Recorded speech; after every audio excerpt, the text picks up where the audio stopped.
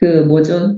뭘 혈액을 뽑아서 이렇게 쥐한테 주입을 시키니까 그 독소로 인해 가지고 쥐가 3, 4일 만에 죽더라. 이런 영상을 본인이 봤대요. 그래서 우리는 늘 들어왔던 어떤 이야기지만 이분이 그 어떤 영상을 보면서 화내면 안 되겠다라고 이렇게 단순하게 이제 생각을 하시는 그런 부분이더라고요. 그죠? 이제 그런 부분들인데, 정말로 이렇게 여러 가지로 체내에서도 체외에서도 우리가 매일매일 생활하는 어떤 그런 부분들의 독소는 만들어질 수밖에 없는 어떤 그런 환경에 있다라는 거죠. 그래서 특히 이렇게 활성산소 같은 경우에 우리가 이제 유입이 되면은 면역 세포들을 이렇게 떨어뜨리는 그런 역할을 하기 때문에 특히 활성산소로부터 공격을 받았던 어떤 부분들은 뭐냐면 우리가 정상세포 우리 면역 물질들이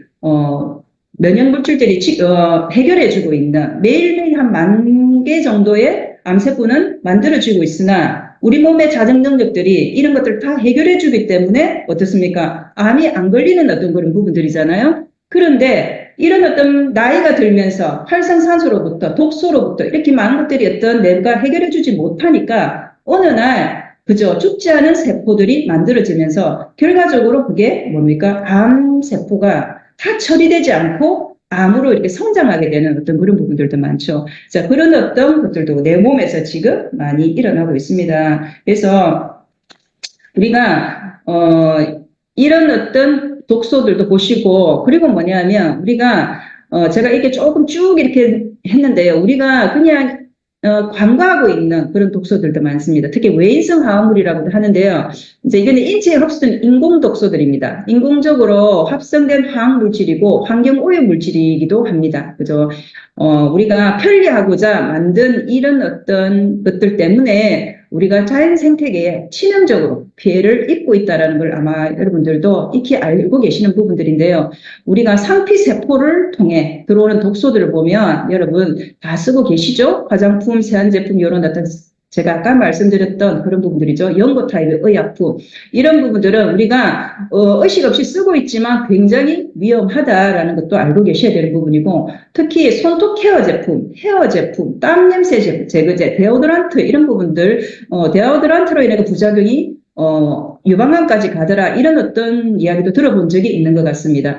그리고 이런 것들로 인해 가지고 염증, 알레르기, 감염 반응 이런 부분들이 있고요. 그 다음에 우리가 석유계의 옷을 입고 있기 때문에 반드시 합성 세제를 써야 되는 부분이죠. 그죠? 세탁 세제 같은 경우에 요런 뭐 포르말데히드라든지 톨루인 이런 어떤 어려운 용어로 써 있지만 이런 것들이 있습니다. 이런 것들이 면역 체계, 신경 체계에 영향을 줍니다. 영향을 주는 부분인데 자, 우리가 굉장히 기겁하고 놀랄 부분들이 뭐냐면요. 우리가 그 락스 쓰시는 분들 보면 한 분씩 쓰러져 계신 분들 있거든요. 화장실에 문을 닫고 깔끔하신 분들 락스 가지고 청소하시죠. 이거는 100% 염소입니다. 그죠? 이렇게 뭡니까? 공기 속에 뭡니까? 가스를 발생시키면서 우리의 인체를 면역체계 신경계에 영향을 직접적으로 아주 강력하게 줄 수 있는 어떤 그런 부분들인데 이 부분을 아직도 사용하고 계신다면은 여러분 정말 옆에서 적극적으로 조금 말리셔야 되지 않을까라는 생각을 하게 되고요. 특히 우리가 이제 헤어스프레이, 우리 아메이에도 과거에는 나왔으나 지금은 나오지 않죠. 여러 가지 환경적인 문제도 있고, 그 다음에 이 헤어스프레이 같은 경우에는 점막세포로 바로 유입이 되기 때문에 간접 흡연보다 더 나쁘다라고 이렇게 알려져 있습니다. 그리고 아까 제가 생식기에 대한 부분들도 말씀을 드렸는데요. 요도라든지 치일이라든지 자궁 점막을 통과하는 여기 영향을 주는 부위에서 하는 제품들도 참 많죠. 자, 이런 제품들을 우리가 그냥 값싸다고만 써야 될까? 아니면 이런 어떤 생식기 흡수율도 굉장히 높은데 이런 부분들을 내가 돈을 좀 더 많이 이렇게 들이더라도 신경 써서 써야 될까 한번 생각해 봐야 될 부분이고요. 그 다음에 약물 같은 경우에 우리가 약물을 피해갈 수 없는 어떤 약물들도 있지만은 너무 우리가 뭡니까? 병원이라든지 약국을 이렇게 가면서 의식 없이 썼을 때 엄청난 또 여러 가지 일들이 생길 수 있고요. 요즘에는 이 약물이 물에서도 나온다고 해서 더 우리가 신경 써야 될 부분들이 생기게 된 거죠. 그래서 여러 가지 이제 통합적으로 생각해 봐야 될 부분이고, 그 다음 우리가 늘 쓰고 있는 샴푸, 염색약, 향수, 옷, 안 쓸 수 없습니다. 안 쓸 수 없는데, 이런 부분들도 우리가 피해를 최소화시킬 수 있는 방법이 있다면 생각해봐야 되는 부분들이죠. 그죠? 그리고 우리가 드라이 클리닝을 하고 오면 여러분 어떻게 하십니까? 저도 이렇게, 여러 어떤 강사님들의 이야기를 듣고 저도 실천하고 있는 부분입니다. 그죠? 이거 굉장히, 심각한 우리 외부로 들어오는 어떤, 뭡니까? 그 뭐죠? 경피독이죠. 일종의. 이제 이런 부분들인데, 비닐을 벗기고, 그죠? 그 베란다에서 충분히 환기를 시키고 난 후에, 예, 이렇게 보관을 하셔야 되는 게 맞습니다. 그렇게 하셔야 되는 부분이고. 그래서 미 환경보호국에서는 실내 공기가 바깥 공기보다 더 심각하다라고 그렇게 이야기되고, 이미 이거는 우리가 공공연하게 너무 잘 알고 있지 않습니까? 집 안에 들어갔을 때 가구라든지 페인트라든지 고무, 단열재, 방아재, 바닥재 이런 것들이 너무너무 심각하기 때문에 저희들 같은 경우에는 좋은 공기청정기를 쓰면서 그 어떤 피해를 최소화시키고 있는 어떤 그런 부분들이 되죠. 그죠? 이런 부분들입니다. 자, 이런 어떤 부분들에 이 독소를 최소화시키는 방법, 줄이는 방법들은 뭐냐면 뭡니까? 저는 이 아메이의 이 어떤 생필품들을 권하고 싶습니다. 그죠? 정말로 이렇게 일체에 해를 끼치지 않기 위해서 그 철학으로 최선을 다해서 만들어내고 있는 어떤 그런 부분들이기 때문에, 저는, 이 어떤 부분들이 감사한 건 뭐냐면, 우리가 고민하지 않아도, 그죠? 매일매일 쓰고 그냥 생각 없이 써도 우리에게 독소가, 뭡니까? 줄어들 수 있는 어떤 그런 생활들을 하고 있구나라는 생각이 듭니다. 그래서 저는, 대안으로, 이게 외인성 특히 외부로부터, 그리고 경피독으로부터 고민하고 있는 우리에게 아마 해답이 될 수 있겠다라는 생각을 저는 하게 됩니다. 자, 그리고, 자, 우리 독소가 들어왔을 때 우리 몸은 어떻게 대처하는지 한번 보시면요. 일단 방어 기제가 이제 진행이 됩니다. 방어작용을 하는데 우리 몸은 굉장히 똑똑하죠. 그죠? 우리가 상상할 수 없을 정도로, 지금 이 순간에도 너무나 많은 다 설명할 수 없고 다 알아낼 수도 없고 그죠? 진짜 박사학위 이상을 받아야 알아낼 수 있는 어떤 그런 기준으로 우리 몸은 돌아가고 있습니다. 자, 복잡하죠? 예, 많은 응원 감사드립니다. 자, 그래서 뭐냐면 우리 몸에 독소가 들어오면은 일단은 우리 몸은 이 독소를 해결하기 위해 가지고 점액을 만들어냅니다. 끈적끈적한 점액을 만들어내는데 점액을 만들어서 독소를 에워쌉니다. 그래서 독소를 싸서 어떻게 하겠습니까? 이제 배설을 시키겠죠. 또 뭡니까? 직접 또 죽이기도 하겠죠. 그래서 이 독소가 너무 많이 들어오면 어떻습니까? 덩달아 점액도 늘어납니다. 이 점액이 늘어나면 몸이 붓는 거거든요. 그죠? 그리고 뭡니까? 우리가 특히, 야식을 먹어보면 어떻습니까? 참 독소가 많이 남을 수밖에 없겠구나라는 것들이 참 맛있습니다. 그죠? 이제 그런 것들을 많이 먹게 되면, 그 다음날 많이 부어요. 많이 붓는데 그것이 이제, 필요 이상으로 많이 들어온 그런 독소 때문에 점액이 많이 늘어나서 그렇다라고 이해하시면 되는 부분이고, 그래서 체내에 독소가 유입이 되면 점액이 생성된다. 이렇게 생각하시면 되고요. 그 음식과 독소가 들어오면 또 장점액이 증가됩니다. 그러면 또 변비도 오고요. 그러므로 인해 가지고 변비가 오므로 해서 또 독소죠. 그래서 변비는 이제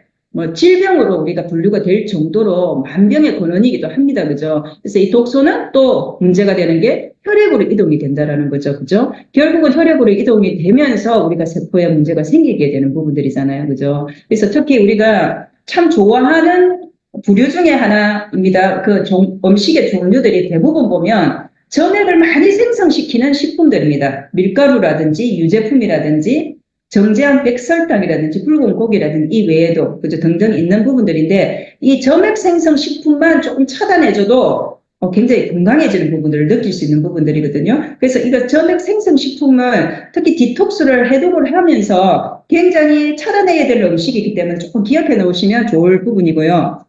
그래서 우리가 몸에 독소가 쌓이면 생기는 증상들을 보면 일단 혈액이 걸쭉해지고요. 그 다음에 림프가 막히고요. 림프가 막히면 부종이 발생을 합니다. 그래서 뭐냐면 이 림프 순환을 잘 해줘야 되는 부분들이 필요한 부분이고, 자, 그 다음에 뭐냐면 변비 개실증. 개실증은 우리가 이 소화기계에 보면 식도라든지 소장이라든지 대장이라든지 이제 이런 어떤 부분들이 생기는 작은 주머니를 개실이라고 합니다. 그런데 개실인데 대부분 보통은 이 대장에 많이 생긴다는 거죠. 그리고 대장에 복압이라든지 그러니까 비만이라든지 변비로 인해 가지고 고갑이 상승이 되면 작은 주머니들이 만들어지게 된다는 거죠. 우리 그냥 기본적으로 상상을 했을 때도 주머니가 만들어져서 대장의 그 변이라든지 독소라든지 그런 것들 주머니 안으로 들어가면 배설이 잘 될까요?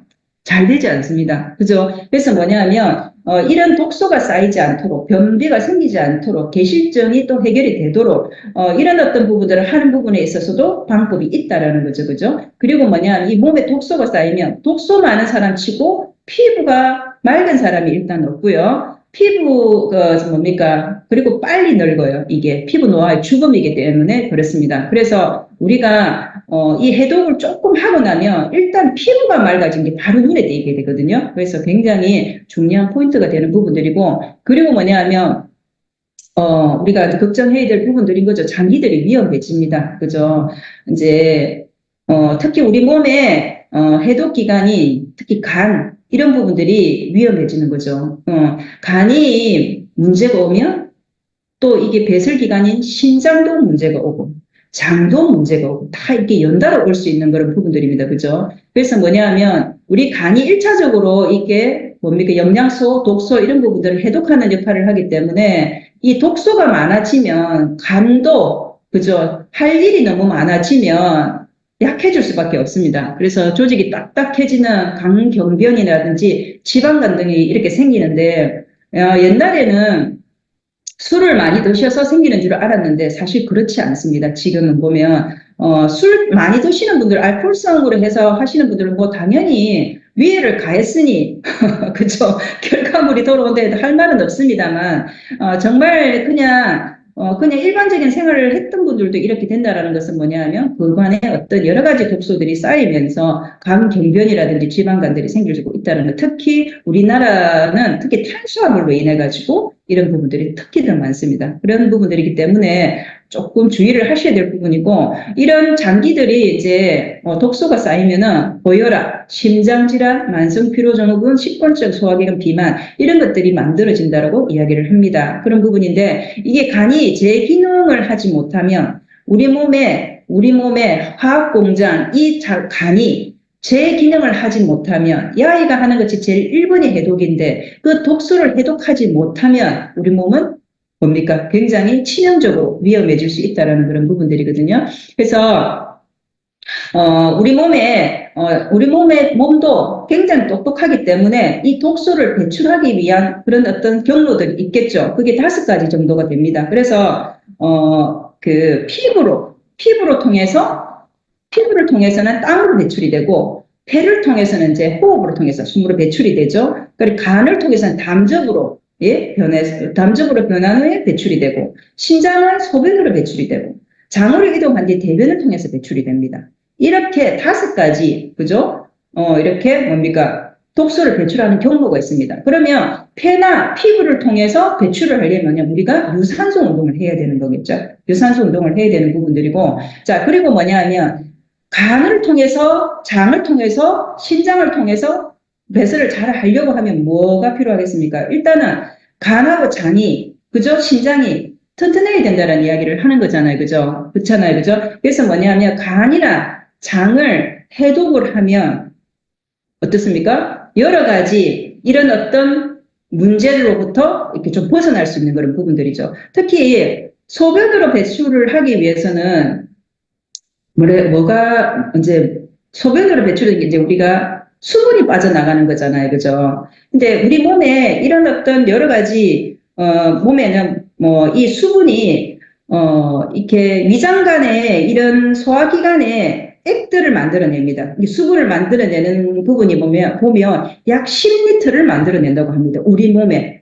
그죠? 내 몸에 이런 똑똑한 그 활동을 하기 위해서는 내 몸에 그런 어떤 체액들이 한 10리터가 매일매일 만들어지고 있고요. 한 0.1% 정도는 소변으로 배출이 되고, 그죠? 한 그 99%는 그 흡수가 돼, 9.9%는 이게 흡수가 된다라는 거죠. 99%는 흡수가 되는데, 자, 그랬을 때, 이 소변으로 한 2리터 정도가 배설이 된대요. 그죠? 그러면 흡수된 이 어떤, 뭡니까? 한 9리터? 그죠? 이런 어떤 그 체액으로 살아가야 되는데, 이런 어떤 부분들이 제대로 안 만들어지었을 때는 어떤 현상이 나오냐면 일단 순환이 안 되고 대사가 안 되고 온몸이 아프고 통증이 느끼는 그런 근육통, 두통 이런 것들이 오게 되는 그런 부분들이죠. 그래서 뭐냐면 간을 해독하고 장을 해독해서 이런 어떤 모든 시스템들이 잘 돌아갈 수 있도록 해주는 것이 굉장히 필요하고요. 신장을 통해 소변으로 배출되기 때문에 좋은 물을 먹어야 되는 부분이죠. 체액이 10리터나 만들어지기 때문에 일단 좋은 물을 먹어야 된다는 부분이죠. 그래서 우리가 보통 물에 대한 이야기를 할 때 오늘 마신 물 한 잔이 며칠 만에 빠져나갈까 질문을 많이 하시지 않습니까? 그죠? 그러면 보통 사람들이 나는 물을 많이 마시면 바로 화장실로 가기 때문에 바로 빠져나가는 거 아니에요? 이런 질문 많이 합니다. 보통 28일에서 30일이 됐을 때 빠져나가는 거죠. 내 몸의 모든 어떤, 그죠? 일단 이 10리터의 어떤 이런 부분들을 해결을 하고, 그죠? 소변으로 빠져나가는 부분들이죠. 근데 물을 잘 안 드시던 분이 물을 드시게 되면요. 바로 소변으로 빠져나가요. 근데 한 2달 정도 물을 지속적으로 하게 되면, 이제는 이제 지금 어떤 뭡니까, 좋은 물로, 그리고 몸에 넘쳐나는 어떤 그런 수분으로 인해 가지고, 아주 좋은 어떤 작용들을 하게 되는 그런 부분들이죠. 그래서 참 좋은 물이 필요하다라는 말씀을 드리고 싶고, 이 폐를 통해서 우리가 이제 뭡니까, 이게 독소가 배출되는 부분이기 때문에 또 좋은 공기가 필요하다는 부분들도 말씀드리고 싶습니다. 그래서, 우리가 해독을 할 때는요, 정말로 중요한 게 3가지가 있습니다. 첫 번째는 뭐냐 하면 좋은 물이어야 되고요. 물이 굉장히 중요한 부분이고, 그리고 2번째는 뭐냐면 좋은 공기가 필요합니다. 그리고 뭐냐면 영양소가 필요하다는 부분들이죠. 그래서 이런 부분들을 잘 좀 생각해 보시면 좋으실 것 같고, 그래서 우리가 이게 5가지로 원활하게 잘 배출이 됐을 때는 건강에 별 문제가 없습니다만은 이 5가지로도 해결이 안 됐을 경우에는 내 몸에 굉장히 많은 독소들이 만들어질 수 있다라는 부분이고, 그래서 우리가 해독을 해야 되는 부분들이죠. 해독을 하는 거죠. 그래서 특히 해독 기관이 아까 간이라고 말씀드렸고, 장이라고도 말씀드렸는데, 그냥 우리가 심플하게 생각하면, 그죠? 심플하게 생각하면, 해마다 우리가 집에 대청소하듯이, 그죠? 장하고 간을 깨끗하게 씻어서, 소독해서 딱딱 끼울 수 있으면 제일 좋잖아요. 안 그렇습니까? 그렇게 독소를 제거하면 제일 좋을 것 같아요. 근데 그런 어떤 현실이 아니잖아요. 그죠? 자, 그런 부분들이 위해서 앞에 말씀드린 어떤 3가지로 인해 가지고 우리 몸은 또 해독이 가능하니까 그런 부분들에 대한 방법을 한번 알아보게 되는 부분들이죠. 그죠? 해독은 첫 번째, 체내에 축적된 독소를 제거하는 거고, 그죠? 그리고 뭐냐면 체내로 유입되는 독소가 될 수 있는 물질들을 중화 또는 제거하는 것이고, 그리고 장이나 신장, 폐, 피부 등을 통해 노폐물을 배출을 촉진하는 것이고, 몸의 자연 치유 능력을 복원해서 신체 전반의 면역력을 증강하는 것이다라는 거죠. 앞에 그림에 대한 설명이 됐을 거라 생각이 듭니다. 그래서 이 인체는 자연 치유 능력이 있는데 이 자연 치유 능력을 상실하게 됐을 때 몸에 독소가 쌓이면 일단 면역력이 약화되고 질병이 야기된다는 거죠. 그래서 특히 나이를 먹어 노화가 되기 시작했을 때 이 면역력 약화는 굉장히 심각한 문제를 가지고 옵니다. 특히 면역력이 약화되는 우리가 보면 몸에서 자연스럽게 만들어지는 면역 효소들이 굉장히 많습니다. 특히 우리가 대표적으로 걱정되는 부분은 암이잖아요. 그죠? 이 암세포를 직접적으로 죽이는 게 뭐냐면 NK세포가 내추럴 킬러라는 부분들이 있습니다. 이런 어떤 아이들의 기능들이 떨어진다는 거죠. 그게 면역이 떨어진다는 말이거든요. 그래서 뭐냐면 이 면역력을 올린다라는 것이 그런 부분들을 전체적으로 전반적으로 대표적으로 가장 큰 어떤 문제들은 이제 그런 것들을 올려준다라고 이해하시면 되는 부분들입니다. 그래서 우리가 단순히 면역력이 떨어진다는 게 사람들이 간단하게 생각하는 게, 면역력이 떨어져? 그럼 감기가 오겠네. 이 정도 생각하시는 것 같아요. 그죠? 근데 면역력의 큰 어떤 사이즈는 그런 부분들이라는 거죠. 우리 몸을 지켜주던 어떤 그런 면역세포들의 그런 어떤 힘들이 약해진다라는 부분들이니까 좀 우리가 심사숙고해야 될 부분들이 아닌가라는 생각이 들거든요. 그래서 아까 제가 말씀드린 간을 꺼내서 씻었을 수 없으니 간은 이런 경로를 통해서 해독이 됩니다. 이런 경로를 통해서. 자, 이런 경로를 다 설명하시면 안 그래도 피곤하신데 여기 다 아마 주무실 것 같고요. 이 간 해독 경로를 통해서 보시면 굉장히 많은 비타민 B군이 필요로 하고, 그리고 항산화 영양소가 필요로 하고, 그 다음에 단백질이 필요한 부분들을 여러분들 쭉 보시게 될 겁니다. 그래서 뭐냐면 여기에 영양소가 필요하다라는 어떤 부분들을 제가 조금 보여드리기 위해 가지고 이렇게 조금 올려놨고요. 그 다음에 뭐냐면 이 장 건강의 중요성에 대해서 지금 마이크로바이옴을 우리가 공부하면서 너무나 많이 봐왔던 그림들입니다. 그죠? 어떤 분들은 평생 한 번도 보지 못할 그림인데 우리는 지겹도록 보고 있는 그림일 수도 있습니다. 그래서 참 우리가 어찌 보면 혜택 받는 어떤 사람들이죠. 그죠? 그래서 이 장은 모든 네트워크로 이루어져 있기 때문에 장에서 비롯해서 지방이라든지 간이라든지 심장이라든지 신장이라든지 피부라든지 뇌라든지 모든 것이 연결돼 있으니 여기를 잘 해독을 하면 나도 모르는 사이에 아까 맨 앞에 제가 그 그림에서 보여드렸던 그런 질환들이 시간이 지나면서 그거 왜 없어졌지? 라는 어떤 것을 경험하실 수 있다라는 그런 부분들이죠. 그래서 우리가 이 간과 이 장을 잘 해독함으로 인해 가지고 어때요? 내가 정말 컨디션이 좋은 다음날 아침이 되면 정말 상쾌하게 눈 뜰 수 있는 그런 어떤 상태를 한번 만들어 봅시다. 그래서 아까 제가 간 어떤 그 해독 경로에만 항산화 영양소가 필요로 하고 이런 부분들을 보여드렸는데요. 이 해독을 돕는 건강식품들을 한번 보시면은 우리 제품 중에 정말로 제가 뉴트리라이트 왜 뉴트리라이트를 먹어야 되느냐 참 중요하게 생각하는 사람인데 그것까지는 지금 말씀드릴 수는 없는 부분들이고 정말로 지금 우리 WX가 정말 그 과학의 최고봉이 있죠, 그죠? 지금 막 이렇게 증명되는 것들을 보면 정말 이게 진짜 소름 돋을 정도로 참 멋진 어떤 부분들인데 이 WX 종합 비타민이라고 그만 표현하는 게 너무 안타깝습니다, 그죠? 그래서 여기에 종합적으로 들어있는 이 어떤 항산화 영양소들을, 그죠? 이런 부분들이 해독 작용을 수행하는데 필요한 영양소를 공급하고요. 그리고 식물 영양소, 그죠? 이 식물 성분, 파이토케미칼, 이게 굉장히 중요한 부분들이죠, 그죠? 이 식물 영양소가 지금 필요하지 않은 곳이 없습니다. 이 간의 1, 2단계 해독 기능을 주기 때문에 활성산화제를 제거합니다. 그죠? 우리 식물 영양소가 어떻습니까? 한 19가지 정도가 우리 WX에 완벽하게 들어있지 않습니까? 그죠? 자, 우리가 다른 거는 몰라도 이 식물 영양소만 이야기를 하더라도 이 해독이 아니더라도 그죠? 꼭 매일매일 섭취를 해야 될 부분인데 해독을 할 때 반드시 필요한 영양소들입니다. 그리고 뭐냐면 오메가3죠. 오메가3 같은 경우 우리가 혈액순환 이런 어떤 대표적인 어떤 이슈로만 알았는데 지금은 이 염증 반응을 잠재우는 항염증 작용, 특히 우리 새로 나온 그 어떤 오메가3 있잖아요. 그죠? 마린 오메가3입니까? 그런 부분들에 있어가지고 바로 세포 안으로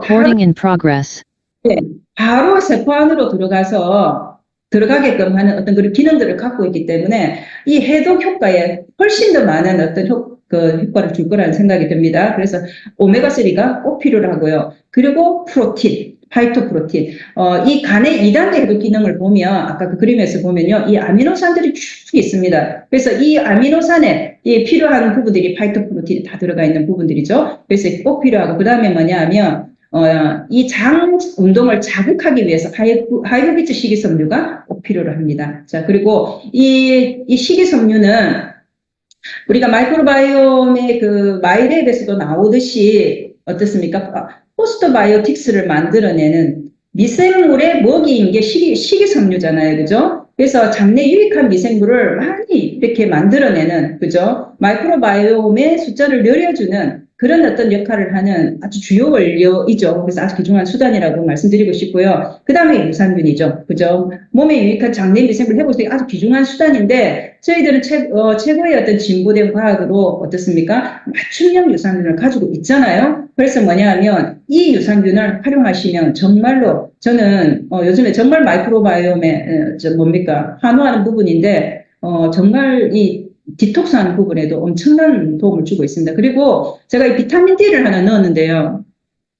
비타민 D는 특히 우리가 자가 면역 질환 그리고 장누수 증후군이라고 이야기를 하는 부분들인데 막이죠, 그죠? 흡입을 느슨해져서 어떻습니까? 독소가 혈액으로 유입이 되지 않습니까? 근데 그 장벽을 두텁게 만들어주는 역할을 하는 것도 비타민 D가 하는 역할을 합니다. 그래서 그 장 건강에 도움을 줄 수 있기 때문에 해독 프로그램을 할 때, 비타민 D를 조금 추가해서, 드시는 거를, 저는 권해드리고요. 그 다음에 관리, 항균 작용이죠. 그리고 장점막을 보호해주는 역할도 하고요. 그 다음 밀크시슬 같은 경우에는 우리 이게, 그러니까 뭐냐, 간 영양소 하면 밀크시슬이죠. 그죠? 그래, 글루타치온이라고 하는 부분들을 특히 간에서, 우리 글루타치온, 단일 제품도 있죠. 이런 어떤 부분들도 굉장히 항산화 영양소이면서 간에, 그죠, 해독 기능을 도우는 부분들이기 때문에 밀크시슬은 반드시 들어가야 될 같은 제품이고요. 제품이 영양소이고요. 자, 그 다음에 이제 비타민 B군은 간 해독이 1단계에 이 비타민 B군이 없으면 해독이 넘어가지를 않습니다. 그래서 비타민 B군은 너무너무 중요한 어떤 그런 부분들이고, 그리고 아세로라 C. 예, 우리가 그 비타민 C가 굉장히 이 독소를 제거하는 부분이라든지 아니면은 어떤 염증을 줄이는 부분이라든지, 그 다음에 뭡니까? 이게 약간 뭐 양성이든 악성이든 종양의 사이즈를 줄이는 부분이라든지 이런 부분에 굉장히 중요한 역할을 합니다. 그래서 항산화 작용을 수행하기도 하고, 우리가 영양 권장량도 있지만 마이크로바이옴도 맞춤형이 있듯이 이 모든 영양소는 본인한테 맞는 정도의 영양소가 있습니다. 그래서 특히 이제 수용성이기 때문에 여기 1g이면 우리 아세로라 C 한 정이 200mg이기 때문에 5정을 먹으면 1g이거든요. 그렇게 계산하셔서 예를 들어서 내가 좀 더 해독의 강도를 높이겠다 하시는 분들은 조금 충분한 양으로 드셨을 때 좀 더 효과가 날 거라는 생각을 하고요. 많은 분들이 그렇게 해서 도움을 받으셨습니다. 자, 그런 부분이고, 그리고 코큐텐, 이 미토콘드리아 기능 회복 항산화 작용 이렇게 되어 있는데, 이 코큐텐 같은 경우에는 과거에 저는 박성호 박사님의 그 분자 교정학을 들으면서 이 코큐텐이 하는 역할을 듣고 제가 깜짝 놀랐던 어떤 그런 경험이 있습니다. 굉장히 많은 역할을 합니다. 심지어 임신이 되지 않는 남자분에게 어떤 역할을 하는지도 들었을 때 굉장히 놀랐고 이 어떤 부분들로 인해 가지고 이런 분들에게 참 희소식이 되겠구나라는 생각을 하게 됐던 어떤 그런 경험도 있습니다. 자, 그리고 그래서 이런 영양소들로 보시고요. 자, 그 다음에 그래서 이제 어떻게 할 것인지, 어떤 방법들이 있는지를 제가 볼게요. 좀 시간들은 잘 되어가고 있는 것 같습니다. 이 3일 디톡스 하시는 분들. 그래서 이거 자세한 내용들은 제가 여기에 올릴 수가 없어서 이렇게 하는데요. 아마 스폰서님들이 아마 이런 어떤 부분들을 방법을 다 가지고 계시기 때문에 저는 이렇게 여러분들께 이제 요 정도로 알려드리는 걸로 하겠습니다. 그래서 3일 디톡스는 아세로라 C 파우더 식이섬유 유산균 밀크시슬 이런 어떤 부분들을 더블 X 이렇게 하시면 될 것 같고요. 이런 분들 이거는 일단 3일 디톡스는 3일 동안 곡기를 완전 끊는 거죠. 곡기를 완전 끊고 이제 우리가 굶는다라고 생각하겠지만 굶는 건 아니고요. 영양소가 굉장히 많이 들어간다는 거죠. 그런 부분이고 그래 3일 동안 곡기를 완전 끊기 때문에 장간을 활성화시켜가지고 해독 능력을 높이는 부분입니다. 보통 여자분들 같은 경우에 한 1.5kg 정도, 그러니까 예를 들어서 한 평균 한 58kg 정도 되시는 분, 60kg 미만이 되시는 분들은 한 1.5kg 정도는 3일 동안 빠지고 남자분들은 한 4kg 정도 빠지기도 합니다. 근데 이거는 다이어트라고는 할 수 없습니다. 이때 3일 동안 빠지는 것은 수분과 근육이 빠집니다. 그래서 3일 디톡스 가지고 내가 4kg 빠졌니, 1.5kg 빠졌니 하는 거는 별 의미가 없다는 것을 말씀드리고 싶고요. 그 이후에 이 빠진 수분이나 어때요? 근육을 이렇게 보호를 해야 되는 부분이기 때문에 4일부터는 대기 관리가 좀 중요한 부분이고, 우리가 그 명형 반응이라고 합니다. 굉장히 아픈 부분이 더 아픈 어떤 부분이 나타나는데, 이 3일 디톡스는 굉장히 호전 반응이 명령 반응, 호전 반응 같은 말입니다. 이 호전 반응이 조금 많이 일어나는 어떤 그런 부분들이 됩니다. 그래서 이 3일 디톡스의 장점은 뭐냐면 일단 내 몸이 우리가 몸이 산성화되면 질병이 많이 오잖아요. 산성화된 체질이 이제 알칼리화되는 어떤 그런 부분들로 아주 보존된 영양으로 갈 수 있는 부분이고, 그리고 대사 기능이 높아지고요. 그다음에 위가 줄어들기 때문에 우리가 지금 또 바디키 지금 프로모션 하죠. 들어갔지 않습니까? 그죠? 이게 바디키를 하기 전에 이 3일간 그죠? 하게 됐을 때 위가 줄어들기 때문에 조금 수월하게 다이어트를 할 수 있는 어떤 그런 부분들이 됩니다. 그래서 이게 이 아세로라 C 파우더 식이섬유, 유산균 밀크시스 이 더블엑스를 뭡니까? 아침, 점심, 저녁 내 양을 조절해가 이 스폰서님들에게 의논을 하시기 바랍니다. 조절을 해서 먹을 수 있는 그게 3일 디톡스. 그리고 근데 이 호전 반응 중에 어떤 분은 정말 설사를 심하게 하시는 분도 있고, 어떤 분은 변비 오시는 분도 있고, 어떤 분들은 이제 다리 힘이 풀려 주저앉으시는 분도 있습니다. 그래서 이 건강한 사람에게 권하라고 있는데, 호불호가 좀 있는 어떤 부분이지만, 이렇게 그냥 본인이 좀 건강하다고 생각되시면, 다이어트 전에 3일 독서를 한번 해보시는 것을 권해드리겠습니다. 자, 그 다음에 자, 10일 디톡스. 이거는 제가 이렇게 질병 보유자, 어린이, 이런 부분들로 이렇게 해놨는데, 그 어린이들이나 이런 어떤 부분들에서 이 디톡스는, 크게 무리 없이, 예를 들어서, 질병 보유자 어린이이면서도 질병 보유자가 있을 수 있잖아요. 그죠? 예를 들어서 어린이이면서도 요즘에 뭡니까? 고지혈증 있는 어린이도 있고, 그 다음에 뭡니까? 당뇨가 있는 어린이도 있잖아요. 그죠? 그런 어떤 어린이에게 10일 디톡스는 굉장히 효과적입니다. 그죠? 수치가 확 떨어지는 어떤 그런 것들을 볼 수가 있는데, 이거는 새끼 밥을 먹습니다. 새끼 밥을 먹는데, 이 여기에 있는 이 영양소들을 식사 30분 전에 먹습니다. 그러면서 이렇게 물로 못 삼키는 어린이 같은 경우에는 지금 이렇게 파이토시드, 제가 잘못 기재를 했네요.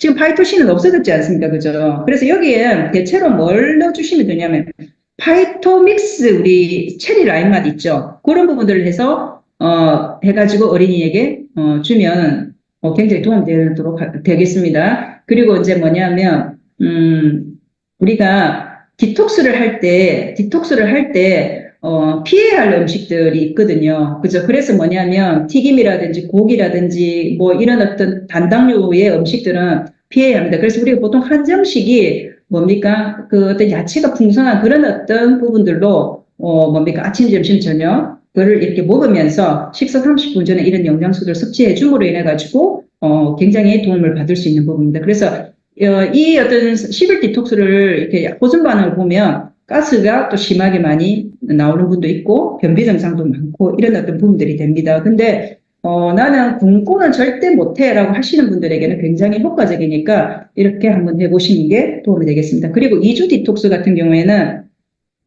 많은 분들이 조금 편안해 하시고요. 하는 부분이라서 굉장히 인기가 좋은 디톡스 부분 중에 한 부분인데 이제, 기상 위에 바로 물하고 할부비치 1T를 이렇게 먹는 것이 아마 포인트인 것 같습니다. 그래서, 이 식전 30분에, 식전 30분에, 이 물과 함께 할부비치 한 스푼 먹는 거. 이거를 하루 3끼 먹는 거죠. 하루 3끼 식전에, 그죠? 할부비치를 식전 30분, 1T를 물과 함께 먹는 것. 이것이 조금 포인트입니다. 그죠? 그래서 뭐냐면 아침, 점심, 저녁으로 제가 여기에 영양소들을 아세로라, 밀크시슬, 오메가3, B 플러스, 갈리 이렇게 쭉 적어 놨습니다. 그죠? 이 부분들을 양을 조정하셔서 아침, 점심, 저녁으로 이렇게 드십니다. 근데 뭡니까? 포인트는 식전에 물과 할비비치죠. 자, 이렇게 해서 하시면 좋은 부분인데, 일단 뭡니까? 체중도 한 3kg 정도가 감량이 되는 분들이 많고요. 그 다음에 뭐냐면 몸에 있는 내가 조금 불편했던 제 증상들이 좀 많이 이제 좋아지죠. 그래서 굉장히 컨디션이 좋아지는 2주 디톡스 같은 경우에 그런 부분들입니다. 그래서 가임기 부부들, 요즘에 임신이 안 되는 경우가 너무 많지 않습니까? 그죠? 근데 요즘엔 정말 젊은 부부들이 똑똑한 게 몸을 만들어서 임신을 하는 그런 어떤 경우를 정말 많이 봅니다. 그리고 뭐냐면 갖고자 하나 임신이 안 되는, 그죠? 그런 경우도 정말 많습니다. 자, 그런 부분들인데 그랬을 때 여기 내 몸에 있는 모든 대사 기능이 멈춰져 있기 때문에 그렇지 않겠습니까? 그죠? 그래서 해독을 하고 난 이후에 아기를 가지는 경우가 많더라고요. 신기합니다. 그래서 뭐냐 하면, 디톡스하면 애를 가진다. 이렇게 하면 이거는 조금 과대 어떤, 뭡니까, 이야기이고, 그것이 아니라 이게 몸에 이런 영양소라든지 먹지 말아야 될 걸 먹지 않고, 이런 디톡스를 하고, 그리고 뭐냐면, 지방이 빠지고, 이렇게 됨으로 인해서 뭐냐면, 임신이 되는 사례들이 참 많더라고요. 그래서 뭐냐면, 일단은, 좋은 몸으로, 뭡니까? 아이가 만들어지는 어떤 그런 거를 기대하기 위해서라도 디톡스를 하고 난 이후에 임신을 하시는 것을 권장해 드리는데 너무너무 좋은 어떤 방법입니다. 그리고 이제 3주 디톡스가 있습니다. 3주 디톡스는 이것도 2주 디톡스와 마찬가지로 아침, 저녁, 아침, 점심, 저녁에 식전에 하이브비치를 먹는 것을 권해드립니다. 식전에 하이브비치를 먹는 걸로 권해드리고 우리가 보통 간이라든지 장을 해독하기 위해서는 조금 너무 포만감이 있으면 안 되기 때문에 대체식을 권해드리고요. 아침, 저녁으로 대체식을 권해드리는데 2주부터는 저녁만 대체식 이렇게 돼 있잖아요. 근데 보통 사람들이 아침에 대체식 드셨던 분들은 2주부터도 계속 대체식을 드시더라고요. 그러면서 뭐냐 하면 9주까지는 내가 살 빼는 9주면 2달이 넘지 않습니까? 그래서 조금 부담스러운데 내가 디톡스를 하면서 살 좀 빼고 싶어 하시는 분들 이 3주 디톡스를 굉장히 만족해 하십니다. 그죠? 그래서 이 3주 디톡스로 살 빼시려고 하는 분들에게도 도움이 참 많이 되는 부분이고 좀 편안하게 디톡스를 할 수 있는 어떤 그런 부분들이 되고요. 대사가 굉장히 잘 되기 때문에 특히 하체 비만이신 분들에게 좀 도움이 많이 되는 걸로 그렇게 이야기가 되고 있습니다. 자, 그리고 디톡스를 하시게 되면 여러 가지 보존 반응이라는 것이 내가 이렇게 낫기 위해서 오는 어떤 불편감들이죠. 그죠? 그래서 보면 폐기능 세약하신 분들 이런 것들도 있고 충농증 이건 다 제가 책에서 이렇게 좀 참고로 이렇게 올렸습니다. 이런 기능들이 있다. 그래서 뭐냐면 몸이 안 좋았던 사람이면 사람일수록 보존 반응은 더 크다라고 생각하시면 됩니다. 그죠? 건강하신 분들이 그냥 건강을 더 지키기 위해서 하시는 분들 별 어떤 느낌이 없으실 건데 이게 내가 불편감이 커서 이렇게 디톡스를 하시는 분들은 이런 일들이 많이 생길 수 있는 부분들입니다. 그리고 앞에서 디톡스 하실 때도 신경이 예민하신 분들 같은 경우에는 포큐텐을 드시고 주무시게 되면 심장이 좀 더 벌렁거리는 것 같고 예민해서 잠을 못 이루시는 분들도 있거든요. 그래서 앞에 그런 디톡스를 할 때도 저녁에 잠 잘 못 주무시는 분들은 포큐텐은 빼고 이렇게 저녁에는 빼시는 게 또 좋습니다. 그죠? 아주 그런 어떤 부분들이죠. 그래서 이런 어떤 보존 반응이 일어날 수 있으니 미리 알고 있으면 이것이 보존 반응이구나라고 생각하시면 된다는 거죠. 근데 이 어떤 증상들은 시간이 조금 지나고 나면 좋아집니다.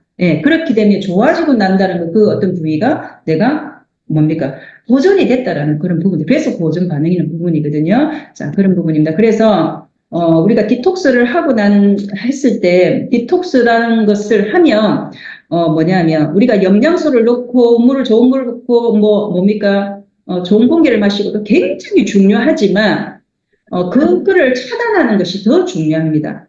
차단하는 것이 더 중요하거든요. 그래서 우리가 특히, 피해야 할 음식들, 이런 부분들을 정말 중요하게 생각하셔야 되고, 내가 디톡스를 하는 중간에 인스턴트라든지 육류라든지 밀가루라든지 커피, 과일, 남자분들 담배라든지 약물이라든지 이런 것들을 한 번이라도 먹었다면 다시 돌아가셔야 됩니다. 그런 어떤 부분들이 필요하고요. 그리고 간이나 장이라든지 이런 부분들이 해독하는 시간이 있습니다. 그게 공복 시간을 꼭 지켜야 되는 부분인데 그게 4시간에서 5시간입니다. 그래서 그 4시간의 텀 안에는 물 외에 다른 거는 드시지 않는 것이 도움이 많이 됩니다. 그리고 이 모든 시스템이 원활하게 돌아가기 위해서는 반드시 우리가 잠을 자야 된다는 거거든요. 그죠? 자는 동안에 막 해독이 일어나는 부분들인데 우리가 다른 거 열심히 하고 잠을 자지 않으면 큰 성과를 보지 못하는 부분입니다.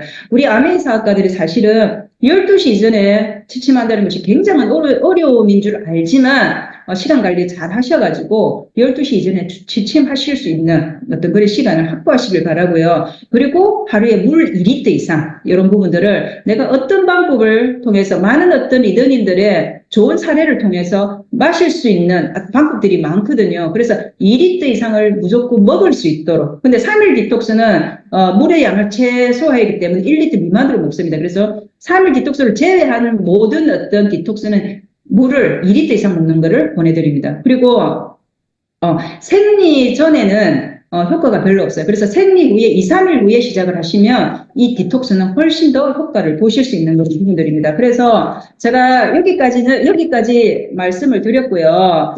여러분들, 이 가정의 달에 부모님들에게 그죠? 이 디톡스, 그죠? 디톡스를 하실 수 있으면 얼마나 좋을까요? 그죠? 선물을 해드리면 얼마나 좋을까요? 그죠? 그래서 장이라든지 간을 해독하심으로 인해 가지고 평소에 가지고 있던 그런 불편감들을 조금 해소하시면서 조금 건강한 어떤 컨디션으로 살아가실 수 있는 그런 날들이 되었으면 좋겠고 부족한 강의나마 지금 이 늦은 시간까지 들어주셔서 너무 감사합니다. 다음에 기회가 되면 더 준비된 모습으로 뵙도록 하겠습니다. 감사합니다. Recording stopped.